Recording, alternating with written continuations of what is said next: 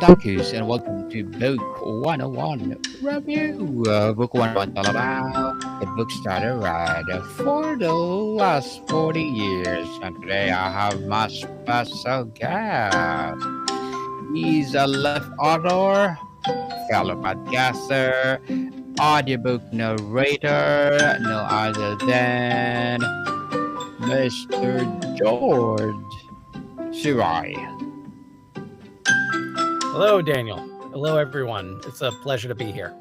Yes, welcome, Mr. George. Can you please introduce more about yourself that I missed? Absolutely. You can probably hear the dogs in the background, knowing so. I do have a couple of dogs here in the house. I am originally from New York City and have been in St. Louis, Missouri since 2011. It's been a real pleasure to be here. I started um, I got into audiobook narrating in 2016. And then 2 years later, I got into podcasting. And every week, I do a show called Excelsior Journeys, The Road to Creativity, where I have, for over 300 episodes, I've spoken with creatives of all types and allowed them to share their journey to personal success. Um, I also have an additional podcast called From Duck Till Dark outside the Marvel Studios, which is currently, I want to say it's in hiatus, but at the same time, um, it was started and finished as part of the National Podcast Post Month Challenge, where you record and post an episode every day for 30 days, around the same time as National Novel Writing Month. I have speaking of novel writing, I have two trilogies that are currently with Ronan Weatherford Publishing Associates. Both of them are in various stages of production. I'm really excited to see them both relaunched. And I have been audiobook narrating, as I've said before, since 2016. I've not only narrated two of my own, but I've also done, I want to say, around 20 or so more of other people's books. And I've covered all different genres, and it's been a real pleasure to do so. Yes, Mr. George Sirois. Thank you so much for sharing your knowledge and wisdom to the world. Thank you. And today, let's talk about the different methods of storytelling. Tell us, how Absolutely. does the choice of a specific storytelling method fundamentally alter the meaning of the story itself beyond just changing the delivery mechanism? Well, for me, it was a matter of necessity to have just looking at the first Excelsior book. That's the perfect example of it because that started out actually as a series of short stories that were centered around a character that I created back in 1992 when I was still in high school. And he was a means of kind of passing the time and sharing some really fun stories with my friends. And so, in order to really get their attention, I would put them in as supporting characters. And so they got to interact with my characters as it went on. And it was a blast doing that. But I always knew that I had something there with this character, Excelsior, but I didn't know what it was. But I kept on picking at him. And his origin stories got a little bit more and more refined until finally, in 2008, I decided I was going to start National Novel Writing Month. I was going to do the challenge for my first time. But at the same time, I knew that it was not going to be in November. There was too much going on in November. So I decided I was going to do it in June instead. And I used that time to basically just tell the main story of Excelsior's origin, something at that time that I've been picking at for about 16 years. And I look at it as a necessity in terms of writing it as a book, because for me, there was no other way to get it out. I did not have any sort of budget to make a film. I knew that I wanted to tell other stories with him. And so the original idea to shop the book around eventually wound up going by the wayside. And I decided I was going to do the indie publishing route. and I went ahead and just did a fundraiser and raised all the money for all the setup fees and all of the printing and even the shipping for the books that did not go for everyone that did not live in the New York City area. So it was really just kind of necessity um, to, if I was going to tell the story at all, it had to be in that format because there was no other way for me to get it out. Um, as time went on, and I eventually would go on to bounce Excelsior around to a couple of other publishers because um, one publisher here in the St. Louis area picked it up. And then after a few years, that publishing house closed down, and another one that was based out of the UK picked it up. And they offered the opportunity for me to do one more crack at it because they wanted their editor to do the same. And their editor, who happens to be one of my best friends, she took a sledgehammer to it. And it was a very, again, necessary situation because um, all I wanted was to make the book the best it can be. And with her help, that's what it wound up being. Um, but as time went on, and I would eventually wind up getting the sequel finished and written with that same publishing house. Um, and I started part 3, which is called Greater Glory. Part 2 is called Ever Upward. Um, it was always just going to be event at that time. It was just feeling like the books were, I would love to see them go further. I would love to see them go into different formats, but it was as far as I could take them at that time. But then in 2022, just so happens to be the 30th year of Excelsior's existence with me. Um, that was when I was given an opportunity to adapt the first book into an audio drama. And that was where my eyes were completely suddenly wide open when it came to working within the parameters of your limitations. Because when you're doing an audio drama, you have a finite time period of time to work with, for one thing. And you need to tell the story in a way that fits that format. And that was something that I wound up having to really learn how to do. And it was a matter of kind of going through the story and realizing, okay, this part won't work. These characters, if I take them and just kind of toss them out, then I just have this one character and I can just kind of move things around in a very short scene instead of having to um, donate page after page after page of just some basic dialogue between these characters because there's certain things that are going on in the background that you don't see obviously when you're doing an audio drama. And so that had to I had to basically um, take the amount of characters that I had, condense them. In some cases, I wound up changing their gender because as the as the um, as the audition started, there were certain. It turns out there were more ladies that were auditioning than guys, and so there were a handful of characters that I found would actually work really well in this format if I were to swap the genders. And it wound up doing the best thing for me because some of the people that signed on to those roles were absolutely tremendous. Um, and as time went on and the script was developed and the auditions went through, eventually this was going to be, I should say. My limitation was I had 1 hour to tell a story that when you hear the whole audiobook was 7 hours. So I had to take 7 hours worth of story and condense it quite a bit. But by doing that, you learn what types of what's expendable, what's not, what is the best way to tell the story without having to rush it through. Now, thankfully, the finished product wound up being 2 hours. We actually split it up into 2 one-hour blocks. Um, but it was just a wonderful learning experience because, getting to getting to adapt this story into a much shorter format, and but not only a shorter format, but with a cast of actors, incredibly talented voice actors, with a musical score, and with a sound effects library.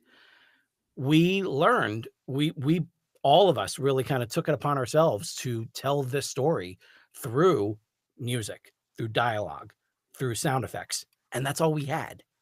And by doing that, it was one of the absolute most creatively fulfilling experiences I've ever had in my life. And it's something that I recommend to everyone. There is more than one way to tell a different story, to tell the same story. And we've seen that in we've seen that quite a bit in with Douglas Adams with The Hitchhiker's Guide to the Galaxy, something that started off as an audio drama and would eventually become eventually become a novel, and then a TV series, and eventually a movie. And they're all vastly different in their ways, but they're all telling the same story. So that's something that I truly recommend that anyone who gets involved with writing, try your story in a different format and see what works. And best case scenario is that you'll have a finished product that you can use as a means of basically just saying, like, this is a proof of concept. We can You can take this and go to the moon with it. And thankfully, I had some wonderful people that went to the moon with me on that. So that's something that, and when it comes to like figuring out uh, what kind of story you want to tell in what kind of format, just keep in mind what kind of format you want to do, and then cater to that and see like what makes that particular format what it is, what makes it special, and then kind of lean into those elements and see what happens.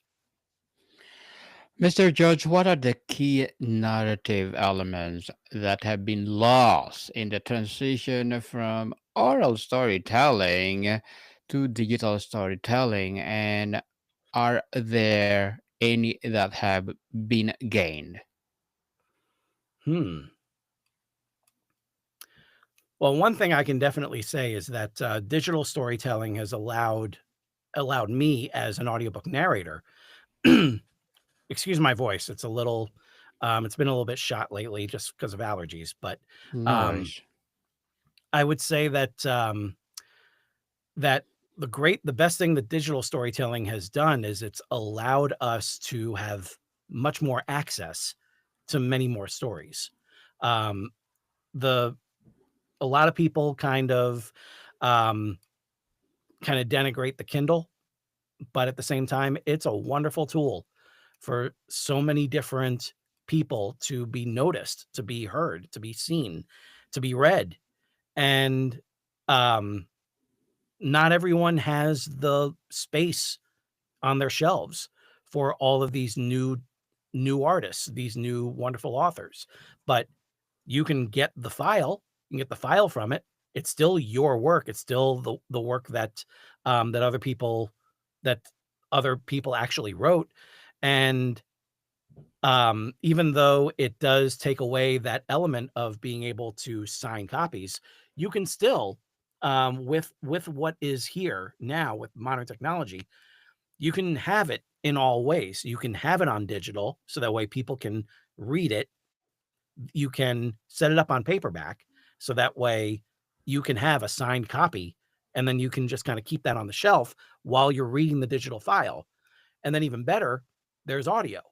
And then with audio, and especially with what Amazon offers, which is called WhisperSync, you can reach a stopping point in your reading on the Kindle and then pick up your earphones, turn on the same book in Audible, and it'll pick up right where you left off. So I would say storytelling overall has definitely been um, lifted quite a bit with the use of modern technology. But at the same time, I strongly recommend that anyone who is trying to get so deep into the murk of modern technology that they suddenly come across AI and start to use that to write their book, I wholeheartedly disagree with that. And I think that that is an incredibly dangerous path to follow.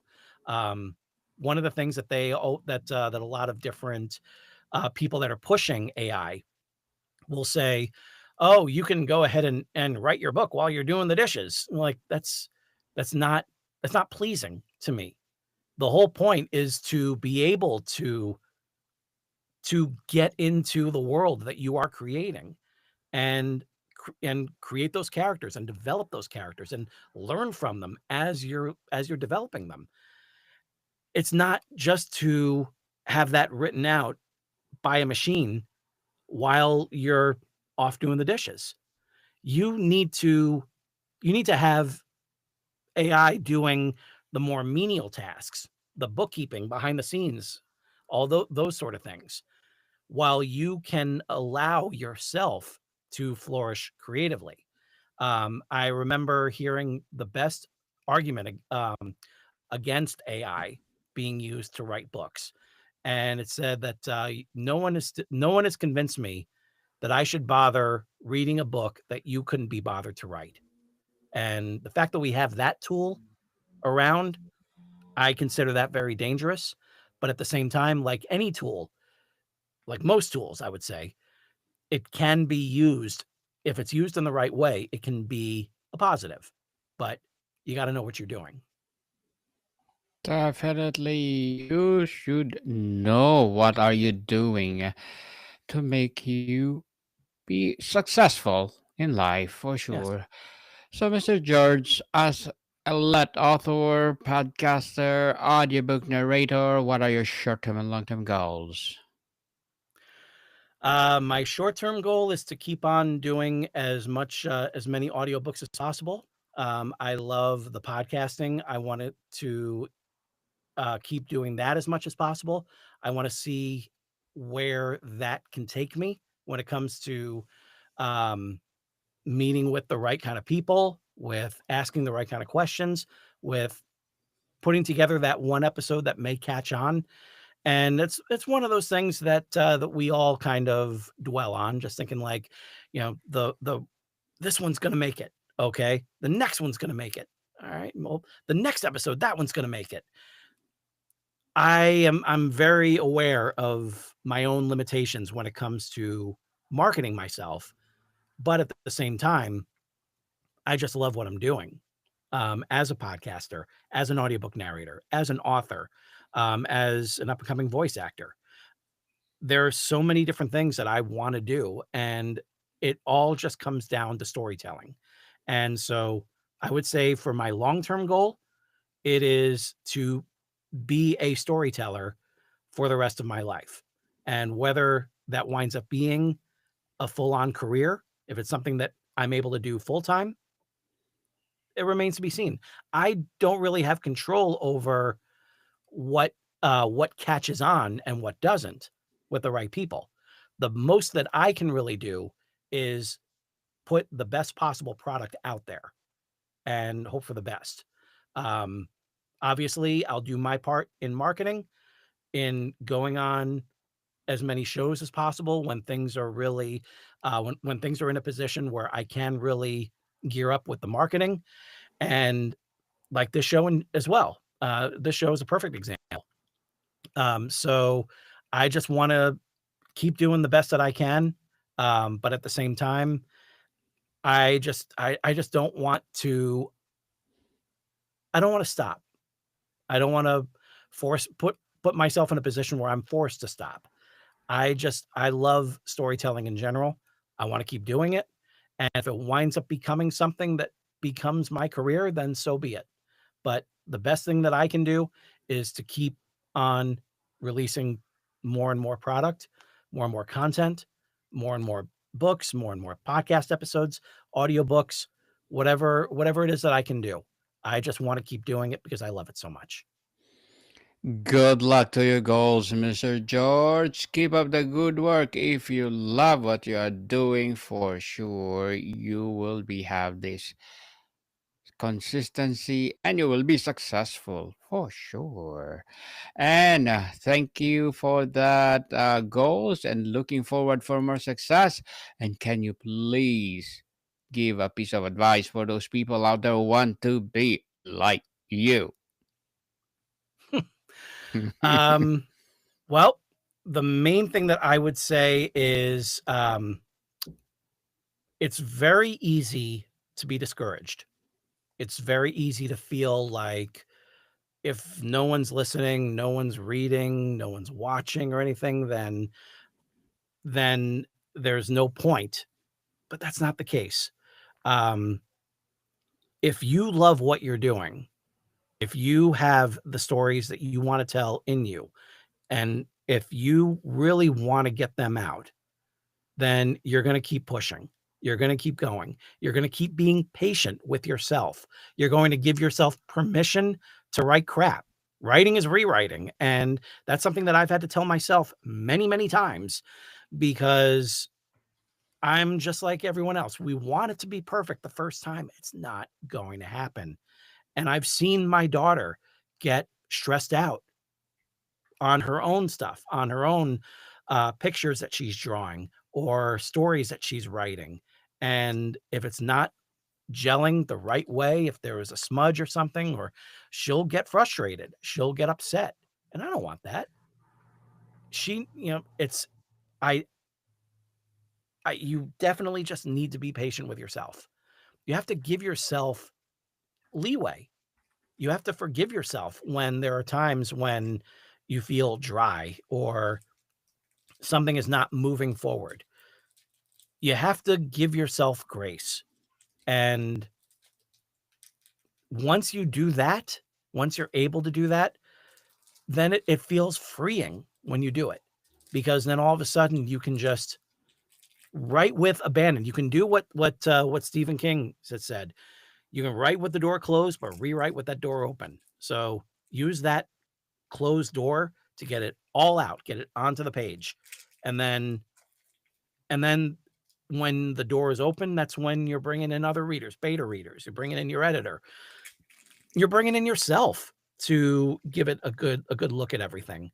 But give yourself the patience, give yourself the grace, and as long as you are loving what you're doing, then just keep doing it.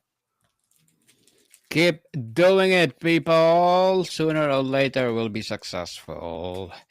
And thank you for that advice, Mr. George. And can you please recommend a book or books that influenced you, Johnny? Oh, absolutely. One of my favorites that I keep going back to is the William Goldman masterpiece, Adventures in the Screen Trade. This is where I believe this was where the phrase "nobody knows anything" had was birthed. And Mr. Goldman, he was a tremendous person who did so much in the literary world, in the film world, and he was very candid about his failures, and he was very humble about his successes. He is the gentleman who gave us The Princess Bride, both the book and the screenplay, and he also gave us the screenplay to All the President's Men, the screenplay to Butch Cassidy and the Sundance Kid, which both of them won him Oscars. He is he was a very successful script doctor, working on various projects all throughout the years. Very successful novelist as well. And he wrote this wonderful book called Adventures in the Screen Trade, which is all about lifting the veil a little bit in the film industry and um, showing you what has worked, what has not. And it's incredibly informative, just like his sequel book, Which Lie Did I Tell? And I think they're both very, very good reads, very inspiring reads, and they will make you want to create. I know they do with me. Thank you for that recommended books, Mr. George, and before we wrap up our discussion for today, I'm inviting you to please do listen to my other podcast, people. My other podcast, because my abstract essay is already in fifth season, abstract poetry in second season, and my book 101 review in fifth season too, comedy 101 in second season, and my food 101 in fifth season as well, geography 101 in fourth season, and my baby podcast, Law 101 and mental health 101, love letters in third season, and movie 101 review, music 101 in fourth season, and science 101 and sex 101 in its first season. Please listen to them wherever you listen to your podcast. So, Mr. George, across all methods, what is the highest purpose of storytelling? Is it to create empathy, to preserve culture, to make sense of chaos, to entertain, or something else entirely? I'd go for all of the above on that.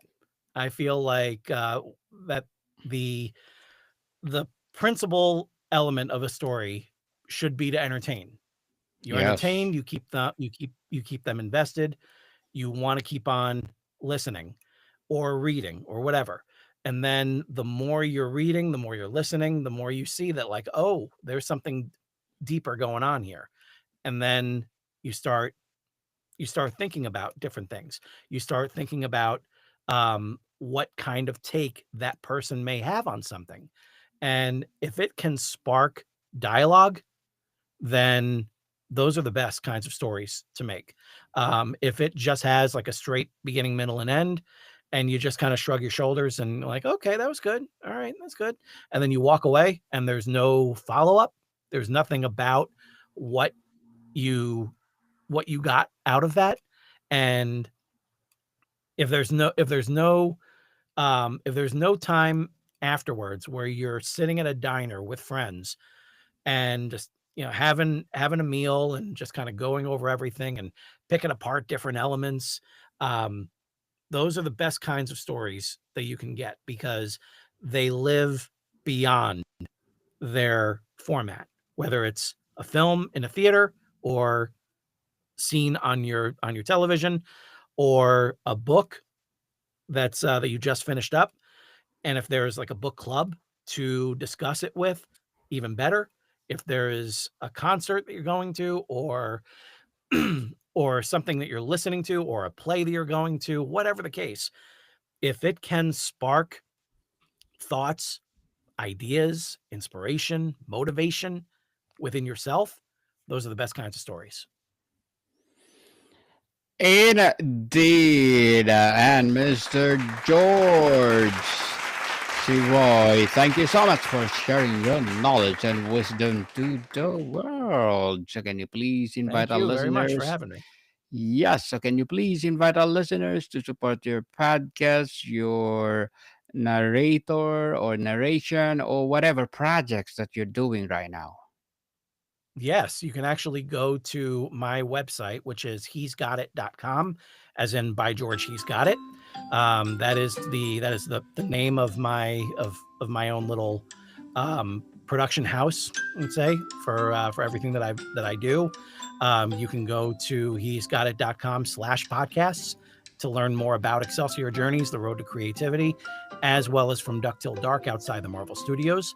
You can also hear Excelsior, the audio journey for yourself by going to Excelsior Journeys, the road to creativity, because episode number 300 is the audio drama itself in its entirety. You can also hear some samples of audiobooks that I've done in the past, and I promise you that if you follow the link to subscribe to my Substack, I will be adding to it. It's been a very busy time lately, so it's been difficult for me to kind of wrap my head around putting some updates in, but I promise you they're going to be going in. So I look forward to you following me on this journey. I look forward to being on your journey as well. Yes, people, let's support Mr. George Sirois because if you support him, for sure, more and more empowering episodes of the podcast itself, and for sure, more and more empowering advocacy to come. So, Mr. George, thank you so much for your time. Thank you. Thank you very much. More to come, people. See you soon.